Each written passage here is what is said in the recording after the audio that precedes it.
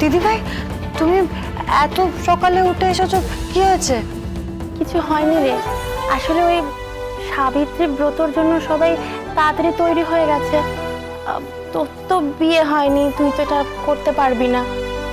আর আমার দেখ ওই বিয়েটা থেকেও না থাকার মতো, বাড়িতে সবাই এই ব্রতটা পালন করবে জানিস তো, আর সেটা দেখে আমার খুব খারাপ লাগবে।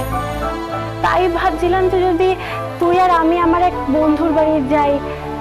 যাবি পার্বতী? চল না রে প্লিজ। অন্য কোথাও গেলে আমি সাবিত্রী ব্রত করবো কি করে? ও বলে বাবা, আমাকে তুমি পথ দেখাও, আমি এখন কি করব? কি রে পার্বতী, বল না, বাবা চুপ করে রইলি কেন? যাবি তো? আচ্ছা দিদি ভাই, তুমি কি বলো তো, তুমি চলে যেতে চাইছো, তুমি বলছো তুমি ব্রতর সময় থাকবে না, তাহলে সবাই কষ্ট পাবে না বলো? কেন? বাইরে কেন পাবে না তুমি বলো তো? তুমি তো কাল কত জোর দিয়ে সবাইকে বললে সাবিত্রী ব্রত পালন করতে হবে, সবাই যদি ব্রত পালন না করে তুমি খুব কষ্ট পাবে। তাহলে তুমি যদি এখন চলে যাও, তাহলে লোকের কি মনে হবে বলো তো? সবার মনে হবে যে তোমার মনের কথা আর মুখের কথা এক না। সবাই তো আর এটা বুঝবে না যে তুমি তোমার কষ্টটা লুকানোর জন্য চলে যাচ্ছ। তখন কি সবাই আনন্দ করে থাকতে পারবে তুমি বলো তো? ঠিক বলেছিস পার্বতী, আমি সত্যি এভাবে তো কোনোদিন ভেবেই দেখিনি। সত্যি সবসময় নিজের কষ্টটা দেখলেই যে হয় তা নয়, সবার আনন্দটা কিন্তু আগে। এতদিনে অ্যাটলিস্ট আমি এইটুকু তোর থেকে শিখেছি।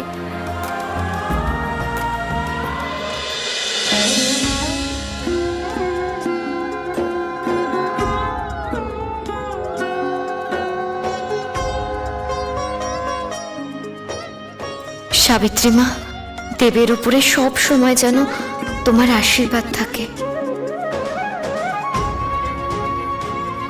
শহুরে বাবুকে তুমি শক্তি দাও মা, শহুরে বাবু যেন সব লড়াইয়ে জিততে পারেন।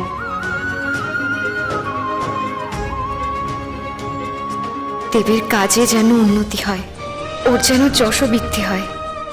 শহুরে বাবু যেন সব সময় খুব সুখে থাকেন, খুব শান্তিতে থাকেন, কখনো যেন কোনো দুঃখ না পান। অনেক বাধা পেরিয়ে আমি দেবকে পেয়েছি, আর কোনোদিনও আমাদের যাতে আলাদা না হতে হয়। আমি থাকি বা না থাকি, সাবিত্রী মা তুমি কিন্তু সব সময় শহুরে বাবুকে রক্ষা করো, শহুরে বাবুকে আগলে রেখো।